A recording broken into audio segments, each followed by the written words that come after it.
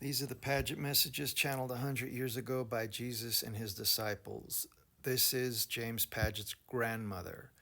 Description of some of the spheres criticizes a book Mr. P was reading.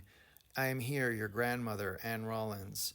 I come because I see that you have been much interested in the description of the various spheres of the spirit world as contained in the book that you have been reading. Well, my son, I have read the book as you did, and I must say that I have grave doubts that any mortal ever had the experience of the doctor as is related in that book. I, of course, will not positively say that he did not leave his body and visit some of the spheres of the spirit world and attempt to give a description of what he saw, but I do not think it was possible for him to visit any sphere which is higher than his soul development would enable him to enter. And as I am informed, not being a man with the soul development that would fit him for the higher soul spheres, I do not understand how he could possibly have entered a sphere higher than the sixth. And I doubt that he entered that, for from all the information that I have received, I have never heard of any mortal entering a sphere higher than the third, which St. Paul says he visited. At any rate, the descriptions of the higher spheres as contained in the book, and I mean by this the sphere above the third, are not correct in many particulars, for, as I have told you before, the fifth and seventh spheres are not intellectual spheres in the preeminent sense, and in them are not the great colleges and institutions of learning that the book refers to, and neither are the inhabitants engaged in any special study of the laws of nature with the mere intellect.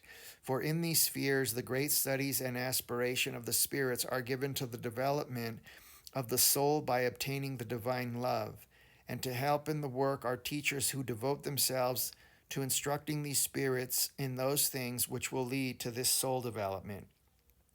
The mind or mere intellect is not given much attention to, but is subordinated to the soul development. For with this development, and a part of it, comes a wonderful development of the faculties of what you might call the mind, but which we call and which really are the soul perceptions.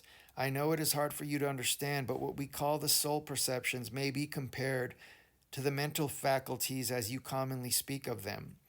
These soul perceptions do not depend upon these mental faculties, and in fact the latter forms no part of the former, but they are entirely distinct and of a different order and composition from these mental faculties. These soul perceptions as such cannot be cultivated or made to increase in their powers or qualities by mere study, but they and their progress are entirely dependent upon and not separated from the development of the soul in love. I mean the divine love of the Father. In other words, unless there be a development of the soul by this divine love, there will be no development of the soul perceptions. It is difficult to explain this to you, but you may possibly get some idea from what I have said.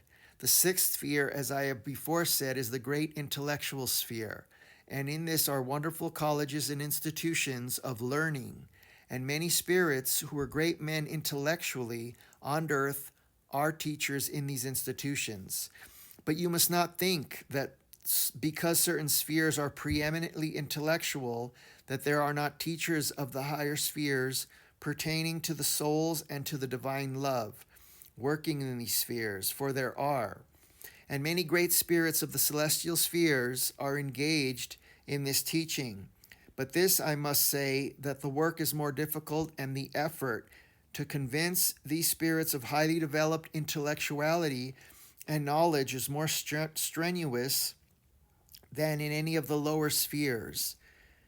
These bright-minded spirits seem to think that the mind is a great thing to be cultivated and looked after, and while they in a way worship God, yet it is with the faculties of the mind merely.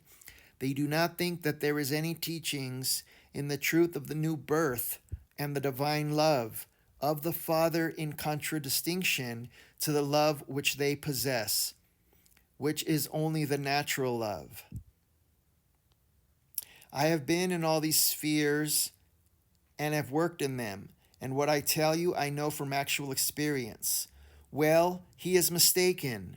For in the seventh sphere, the spirits have homes just as they do in the lower spheres, only they are much more beautiful and bring more happiness and gladness because of the great number of additional things that are provided by the Father to increase the happiness of his children.